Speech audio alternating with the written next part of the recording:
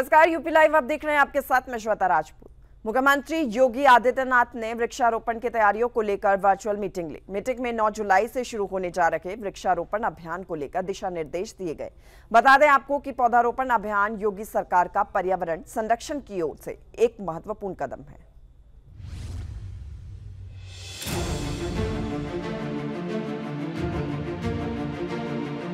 लखनऊ नगर निगम ने 9 जुलाई 2025 को होने वाले वृहद वृक्षारोपण अभियान की तैयारियों को अंतिम रूप दे दिया है।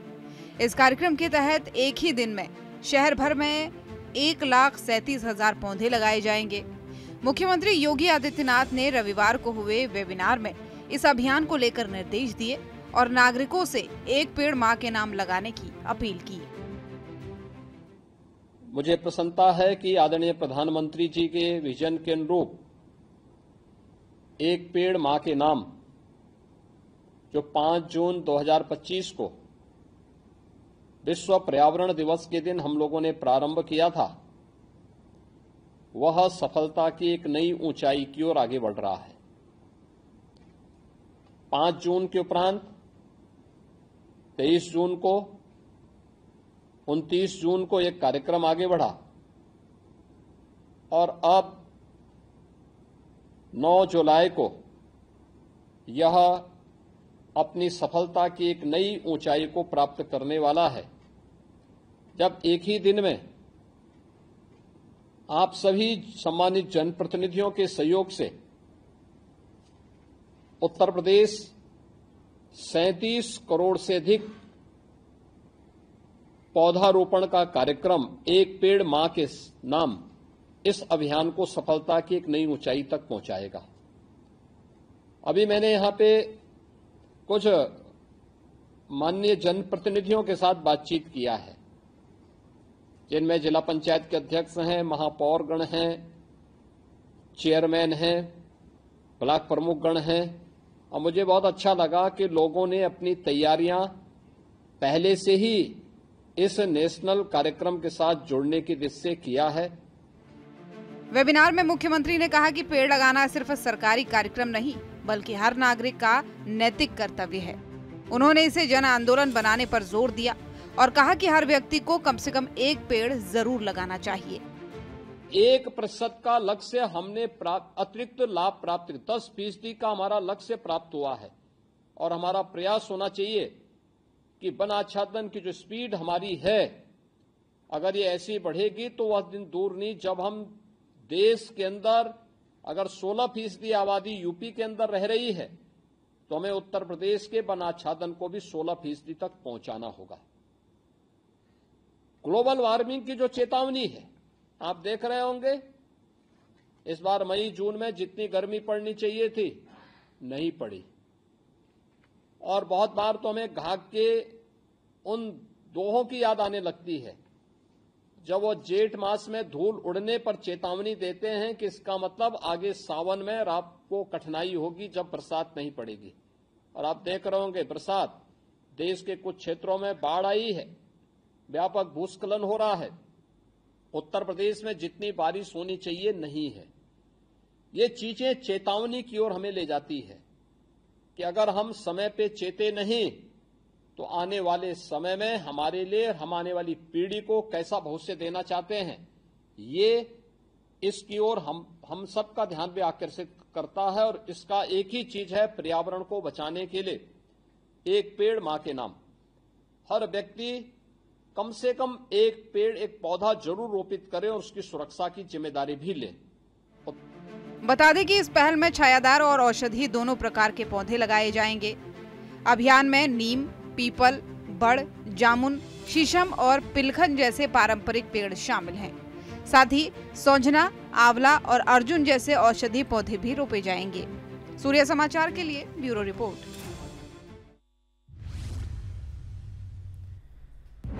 और लखनऊ में डॉक्टर श्यामा प्रसाद मुखर्जी की जयंती पर मुख्यमंत्री योगी आदित्यनाथ ने पार्क रोड पर सिविल अस्पताल में उनकी प्रतिमा पर माल्यार्पण कर उनकी स्मृतियों को याद किया। सीएम योगी ने कहा कि प्रधानमंत्री नरेंद्र मोदी ने जम्मू कश्मीर में धारा 370 को खत्म करके डॉक्टर श्यामा प्रसाद मुखर्जी के सपनों को साकार किया है।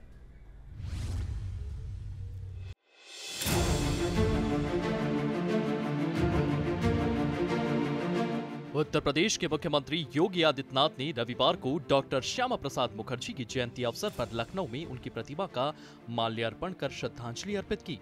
इस अवसर पर उन्होंने डॉक्टर मुखर्जी के राष्ट्रवादी विचारों और बलिदानों को याद करते हुए उनके योगदान को देश के लिए प्रेरणादायक बताया। मुख्यमंत्री योगी आदित्यनाथ ने कहा कि कश्मीर में अनुच्छेद 370 को समाप्त करने का जो प्रण डॉक्टर श्यामा प्रसाद मुखर्जी ने लिया था, उसको प्रधानमंत्री नरेंद्र मोदी ने इस अनुच्छेद को समाप्त कर पूरा किया। भारत माता के महान सपूत, महान शिक्षाविद,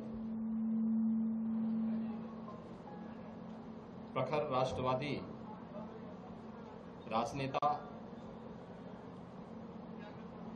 स्वतंत्रता संग्राम सेनानी, भारतीय जनसंघ के संस्थापक अध्यक्ष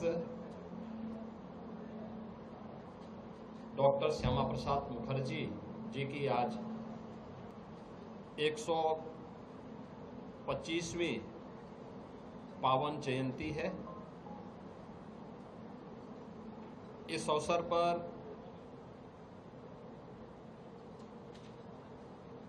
डॉक्टर श्यामा प्रसाद मुखर्जी जी के पावन स्मृतियों को नमन करते हुए उत्तर प्रदेश सरकार और प्रदेशवासियों की ओर से मैं उनके श्री चरणों में विनम्र श्रद्धांजलि अर्पित करता हूं। डॉक्टर श्यामा प्रसाद मुखर्जी 6 जुलाई 1901 को उनका जन्म होता है। मात्र 33 वर्ष की उम्र में कोलकाता विश्वविद्यालय के सबसे युवा कुलपति के रूप में उन्होंने अपनी सेवाएं दी। वे एक प्रखर वक्ता थे, स्वतंत्रता संग्राम सेनानी थे, महान शिक्षाविद थे। पूरा जीवन राष्ट्रमाता के लिए उन्होंने समर्पित किया था। बंगाल के अकाल के दौरान उनकी सेवाएं पूरा देश स्मरण करता है। सीएम योगी ने आगे कहा कि भारत में आज जो व्यापक उद्योग विकास दिखाई दे रहा है, उसकी नींव डॉक्टर श्यामा प्रसाद मुखर्जी ने रखी थी। प्रधानमंत्री मोदी के नेतृत्व में वह सपना अब साकार होता दिख रहा है। भारत के अंदर खाद्य की आत्मनिर्भरता और देश के औद्योगिकीकरण की जो नींव रखी थी, वह नए भारत में भी स्पष्ट देखने को मिलती है। नेहरू सरकार के तुष्टीकरण की नीति के विरोध में उन्होंने मंत्रिमंडल से इस्तीफा दिया। भारतीय जनसंघ का गठन करने और उसके पहले अध्यक्ष होने के साथ ही जब भारत के संविधान में नेहरू सरकार ने कश्मीर को 370 धारा के माध्यम से अलग स्टेटस देने का प्रयास किया और परमिट सिस्टम जम्मू कश्मीर के लिए लागू किया, उसके खिलाफ सबसे पहले कोई आवाज उठी थी तो आवाज थी डॉक्टर श्यामा प्रसाद मुखर्जी जी की। उन्होंने उस समय एक नारा दिया था, एक देश में 2 प्रधान, 2 विधान और 2 निशान नहीं चलेंगे। डॉक्टर श्यामा प्रसाद मुखर्जी जी के इन सपनों को साकार किया है देश के यशस्वी प्रधानमंत्री श्री नरेंद्र मोदी जी ने जब कश्मीर में धारा 370 को समाप्त करके कश्मीर को भारत के संविधान के अनुरूप शेष भारत के साथ जोड़ते हुए एक विधान, एक प्रधान और एक निशान के साथ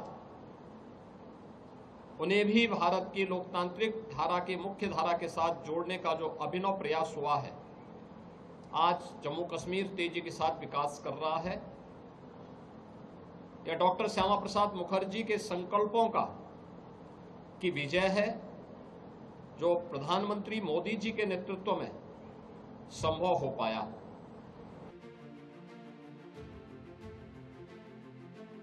मुख्यमंत्री ने युवाओं से डॉक्टर श्यामा प्रसाद मुखर्जी के जीवन से प्रेरणा लेने और राष्ट्र निर्माण में योगदान देने का आह्वान किया। इस अवसर पर महापौर सुषमा सरकवाल ने भी डॉक्टर मुखर्जी के योगदान को याद किया और कहा कि उनके विचार आज भी प्रासंगिक हैं। कार्यक्रम में उपस्थित लोगों ने डॉक्टर श्यामा प्रसाद मुखर्जी के बलिदान को नमन करते हुए उनके आदर्शों पर चलने का संकल्प लिया। सूर्य समाचार के लिए ब्यूरो रिपोर्ट।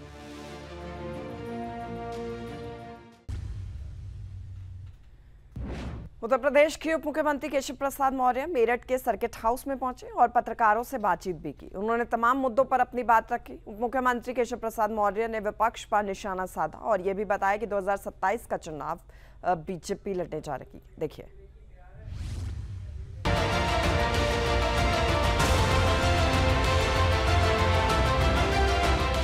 उत्तर प्रदेश के उप मुख्यमंत्री केशव प्रसाद मौर्य मेरठ सर्किट हाउस पहुंचे और मीडिया से बातचीत की। उन्होंने तमाम मुद्दों पर अपनी बात रखी।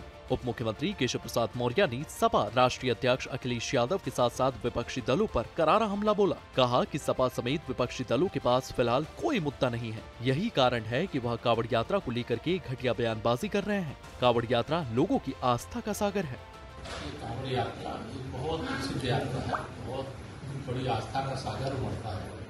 और जब से उत्तर प्रदेश में भारतीय जनता पार्टी की सरकार आई है, चाहे कांवड़ यात्रा हो, चाहे प्रयागराज कुंभ हो, चाहे अयोध्या में रामलला के विराजमान होने के बाद वहाँ दर्शन के लिए लोगों को जाना हो, चाहे बाबा विश्वनाथ जी का धाम काशी का हो, जो भी धार्मिक मेले हुए हैं, धार्मिक जो परंपरागत होते रहे, बहुत मुस्लिम त्यौहार भी बहुत शांतिपूर्ण ढंग से संपन्न हुआ। लेकिन समाजवादी पार्टी और उससे जुड़े हुए नेताओं के पास कोई मुद्दा नहीं, जो मुद्दा विहीन होते हैं, इस प्रकार की हरकत करते हैं। लोगों की हरकत का जवाब देने के लिए समाज तैयार है और समाज एकजुट रहे, यात्रा सकुशल होगी। उप मुख्यमंत्री केशव प्रसाद मौर्य ने कहा है कि भाजपा सुशासन, विकास, सभी की सुरक्षा के मद्देनजर पर 2027 का चुनाव लड़ेगी। इस चुनाव में हम 2017 के परिणाम को दोहराएंगे। देश भर में भाजपा का जन समर्थन लगातार बढ़ रहा है। हरियाणा और महाराष्ट्र के चुनाव इसके उदाहरण हैं। अब बिहार में भी भाजपा जेडीयू के शीर्ष नेता नीतीश कुमार के साथ बहुमत प्राप्त करने वाली है। 2024 लोकसभा चुनाव के बाद आप सब जानते हैं हरियाणा का विधानसभा चुनाव अक्टूबर में है और अक्टूबर 2024 में भारतीय जनता पार्टी ने तीसरी बार वहां प्रचंड बहुमत से सरकार। उसके बाद महाराष्ट्र का चुनाव, वहां पर भी हमारी तीसरी बार, अगर जब से हमारा शिवसेना के साथ गठबंधन टूटा था, जो तीसरी बार हमारी सरकार बनी, प्रचंड बहुमत, यानी महाराष्ट्र के इतिहास की सबसे बड़ी। 2025 का प्रारंभ है, दिल्ली प्रदेश का चुनाव हुआ और 26 वर्ष बाद वहां भी भारतीय जनता पार्टी की सरकार है। अभी बिहार चुनाव होने जा रहे हैं, हम लोग बहुत बड़े बहुमत से वहां एनडीए से नीतीश कुमार जी की अगुवाई जीतने जा रहा है। 2027 में हम बता चुके हैं कि हम 2017 उत्तर प्रदेश में दोहराएंगे और समाजवादी पार्टी का सूपड़ा, जो बड़ी बड़ी अहंकारपूर्ण बातें कर रहे हैं, बयान दे रहे हैं, उनका अहंकार चकनाचूर होगा। बता दें कि उप मुख्यमंत्री केशव प्रसाद मौर्य भाजपा के प्रदेश संगठन महामंत्री धर्मपाल सिंह की माता के अंतिम संस्कार में शामिल होने के बाद मेरठ सर्किट हाउस में पत्रकारों से बात कर रहे थे। सूर्य समाचार के लिए ब्यूरो रिपोर्ट।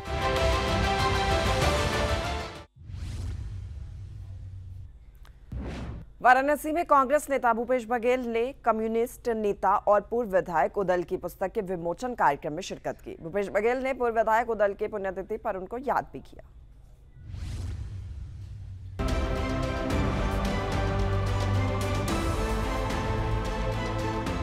वाराणसी में कांग्रेस नेता भूपेश बघेल, कम्युनिस्ट नेता और पूर्व विधायक उदल की पुस्तक के विमोचन कार्यक्रम में शामिल हुए। इस मौके पर कांग्रेस नेता भूपेश बघेल ने मीडिया से भी बातचीत की। उन्होंने कहा कि उदल जी की 20वीं पुण्यतिथि थी।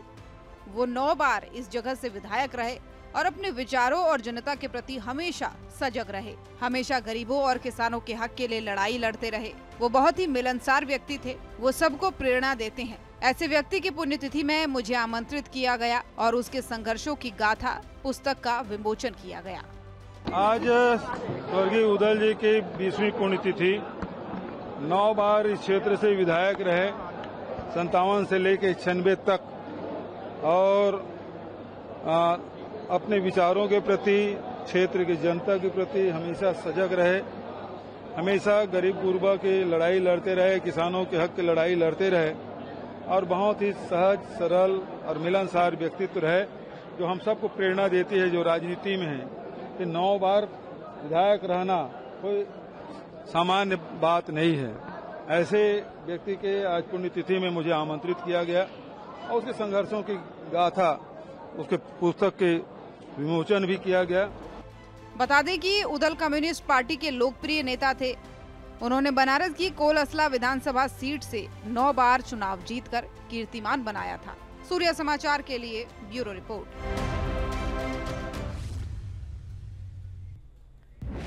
और चल खबरों में आगे बढ़ेंगे। गाजियाबाद के साहिबाबाद इलाके में पुलिस और बदमाशों के बीच में देर रात मुठभेड़ हुई है। इस मुठभेड़ में हत्या के प्रयास के मामले में वांछित 2 शातिर बदमाशों को घायल हालत में गिरफ्तार किया गया।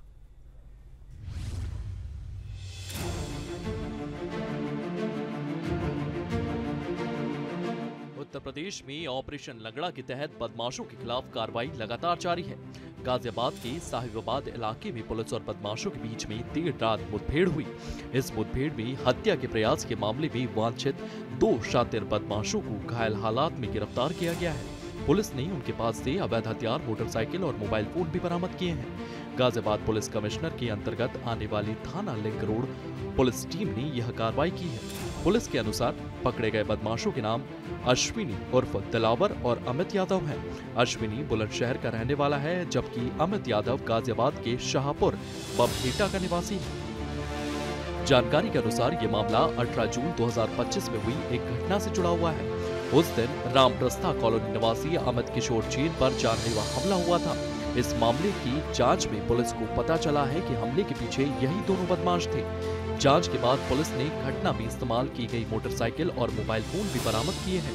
पुलिस का कहना है कि जब अमित यादव को पकड़ने के लिए कौशाम्बी बस अड्डे के पास दबिश दी गई थी, तो उसने अचानक एक पुलिसकर्मी की सर्विस रिवॉल्वर छीन ली और पुलिस टीम पर फायर कर दिया। जवाबी कार्रवाई में वह गोली लगने से घायल हो गया। वहीं अश्विनी और दिलावर ब्रिज बिहार रेलवे फाटक के पास छिपा हुआ था। उसने भी पुलिस पर फायरिंग की, जिसके जवाब में वह भी घायल हो गया। थाना लिंक रोड पर 18/6/2025 को वादी मुकदमा अमित किशोर जैन निवासी रामप्रस्था कॉलोनी द्वारा एक मुकदमा अपराध संख्या 205/25 धारा 61, 109, 3/5 व 232 पंजीकृत कराया गया था। इसकी विवेचनात्मक कार्रवाई के क्रम में कुछ अभियुक्तगणों के नाम प्रकाश में आए, जिनमें से एक का नाम अश्विनी उर्फ दिलावर है, जो निवासी थाना कोतवाली जनपद बुलंदशहर का रहने वाला है। दूसरा अभियुक्तगण अमित यादव, जो निवासी भमेटा थाना वेब सिटी गाजियाबाद का रहने वाला है। दोनों अभियुक्तगणों से पूछताछ के क्रम में इनके द्वारा बताया गया कि इन्होंने घटना में एक मोटरसाइकिल व कीपैड वाले मोबाइल फोन का भी प्रयोग किया गया था और इन्होंने मिल करके योजनाबद्ध तरीके से घटना को अंजाम दिया। साथ ही मुठभेड़ के बाद दोनों बदमाश को अस्पताल में भर्ती कराया गया। उनके पास से एक अवैध तमंचा, एक खोखा कारतूस, एक जिंदा कारतूस, घटना में इस्तेमाल की गई मोटरसाइकिल और मोबाइल फोन बरामद हुए हैं। पुलिस के मुताबिक अमित यादव के खिलाफ गाजियाबाद के थाना कविनगर में 2 और नोएडा के थाना बादलपुर में एक मामला पहले से दर्ज है। अश्विनी के आपराधिक रिकॉर्ड की जानकारी जुटाई जा रही है। फिलहाल दोनों के खिलाफ आगे की कानूनी कार्रवाई की जा रही है। पुलिस का कहना है कि अपराधियों के खिलाफ यह अभियान लगातार जारी रहेगा। सूर्य समाचार के लिए गाजियाबाद से सतीश कुमार की रिपोर्ट। उत्तर प्रदेश में ऑपरेशन लंगड़ा के तहत बदमाशों का लगातार सफाया किया जा रहा है। सिकंदराबाद पुलिस ने हाईवे पर हुई मुठभेड़ में 3 शातिर बदमाशों को गिरफ्तार किया है। देखिए।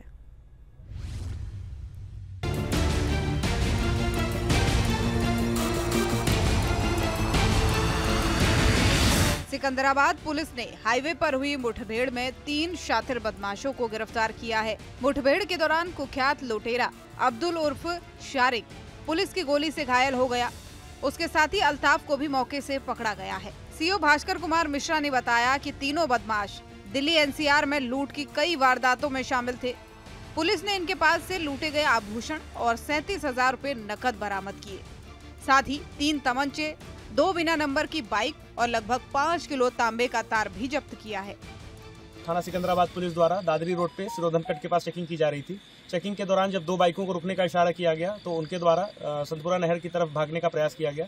संतपुरा नहर पे भी जब उन्हें चेकिंग के लिए रोका गया तो संतपुरा नहर की पटरी पे भागने लगे तथा उनके द्वारा पुलिस के ऊपर फायरिंग भी की गई। आत्मरक्षा कार्रवाई में एक बदमाश के पैर में गोली लगी है तथा 2 बदमाशों को साथ में गिरफ्तार किया गया है। इनके पास से घटना में प्रयुक्त 2 मोटरसाइकिल जो ये कई अपराधों में अपने साथ यूज़ कर चुके हैं तथा 3 तमंचे, 2 खोखा कारतूस तथा 3 जिंदा कारतूस बरामद किए गए। साथ ही साथ इनके पास से तलाशी में पीली और सफ़ेद धातु के कुछ आभूषण लगभग 37,000 रुपये भी बरामद किए गए हैं तथा मोटर चोरी करने के लिए जो तार प्रयुक्त होता है तथा जो काटने के लिए जो मशीन होती है उसको भी बरामद किया गया है। जब पूछताछ में इनका नाम इनसे पूछा गया तो इन तीनों ने ये बताया कि ये नगला गोविंदपुर जो कि थाना ककोड़ में है वहाँ के रहने वाले हैं। इसमें एक व्यक्ति अब्दुल उर्फ शाकिर, इसके ऊपर 1.5 दर्जन से ज़्यादा मुकदमे हैं तथा जो बाकी 2 व्यक्ति हैं दंगल तथा राशिद, इनके ऊपर भी आधा दर्जन मुकदमे हैं। ये सारे मुकदमे लूट, चोरी तथा टप्पेबाजी तथा अन्य प्रकार की मतलब जो चोरी के अपराध होते हैं इन्हीं के हैं। जो घायल व्यक्ति है इसको प्राथमिक उपचार के लिए प्राथमिक स्वास्थ्य केंद्र भेज दिया गया है। अन्य जो 2 बदमाश थे उनको गिरफ्तार कर लिया गया है पुलिस कस्टडी में। अग्रिम वैधानिक कार्रवाई इसमें की जा रही है। पुलिस रिकॉर्ड से पता चला है कि घायल बदमाश अब्दुल पर 17 गंभीर आपराधिक मामले दर्ज हैं। वो गैंगस्टर एक्ट में भी नामजद है। तीनों बदमाशों के खिलाफ बुलंदशहर, गाजियाबाद, हापुड़ और मेरठ में कई मामले दर्ज हैं। पुलिस अब सभी आरोपियों पर संबंधित धाराओं में मुकदमा दर्ज कर उन्हें न्यायालय में पेश करने की तैयारी कर रही है। सूर्या समाचार के लिए ब्यूरो रिपोर्ट।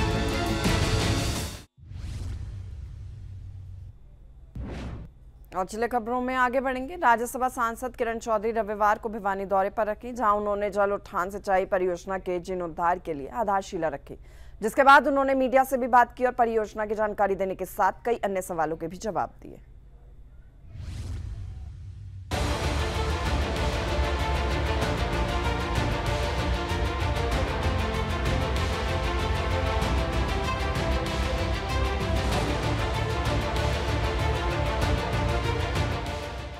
दक्षिण हरियाणा के ऊंचाई में स्थित रेगिस्तानी क्षेत्र में फसलों की सिंचाई के लिए साल 1970 में शुरू की गई जल उठान सिंचाई परियोजना को फिर से नए सिरे से तैयार करने का कार्य शुरू कर दिया गया है। इसे लेकर राज्यसभा सांसद किरण चौधरी भिवानी पहुंची, जहां उन्होंने उठान सिंचाई परियोजना के जीर्णोद्धार के लिए आधारशिला रखी, जिसके बाद उन्होंने मीडिया को भी संबोधित किया और योजना की जानकारी दी। करोड़ों रुपए लगाए जा रहे हैं भैया, और ये सारा केंद्र से पैसा लेकर आ रहे हैं। तो ये जो है 33 करोड़ रुपए की लागत से जो है ये इसका जीर्णोद्धार करा जा रहा है। लेकिन आप अगर देखेंगे, मैं अभी देख के आई हूँ कि जो है कितना 21 या 22 फुट जो है लिफ्ट करा है, पानी जो लिफ्ट करा जा रहा है, 55 साल से वही मशीनें लगी हुई हैं। तो क्या काम करा था चौधरी बंसीलाल जी ने, उसको तो सराहना चाहिए पूरे अपने इलाके को कि इस तरह का सपूत जो है इस धरती पे ये इस हमारे तोशाम के अंदर पैदा हुआ। इस दौरान उन्होंने सख्त लहजे में बदमाशों को भी चेतावनी दी और किसी तरह का गलत काम करने पर अंजाम भुगतने की बात कही। मुख्यमंत्री जी ने कहा तो है कि बदमाशों को नहीं रहने दिया जाएगा, और आप जानते नहीं है इसके ऊपर कार्रवाई हो रही है, और जो बदमाश हैं उनको भी समझ आ जाएगी, जल्दी आ जाए। वो कहते ना अपने आप ही आ जाए तो अच्छी बात है, नहीं तो फिर उसका खामियाजा भुगतेंगे। मीडिया से बात करते हुए किरण चौधरी ने विपक्ष पर भी निशाना साधा और विपक्ष को मुद्दाहीन बताया। विपक्षी दल जो है ना, इनके पास अब कोई मुद्दा रहा नहीं। कांग्रेस पूरी तरह से तहस नहस हो चुकी है, इनके धरातल पे कुछ रहा ही नहीं। आपस के अंदर इतनी लड़ाइयाँ हो रही हैं, संगठन तो बन नहीं रहा। संगठन जो बनेगा वो भी एक दूसरे के बाल खींचेंगे, एक दूसरे की आंखें खींचेंगे, नोचेंगे, समझ गए। तो इनका अब कुछ नहीं रहा, इनको भी पता चल गया, और आने वाले समय में और भी बुरी तरह से तहस नहस होंगे।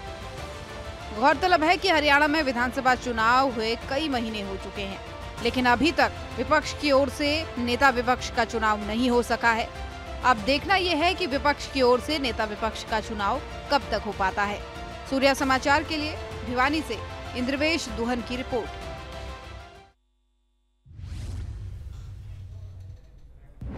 और बुलेटिन में फिलहाल के लिए मेरे साथ इतना ही। आप बने रहिए हमारे साथ। नमस्कार।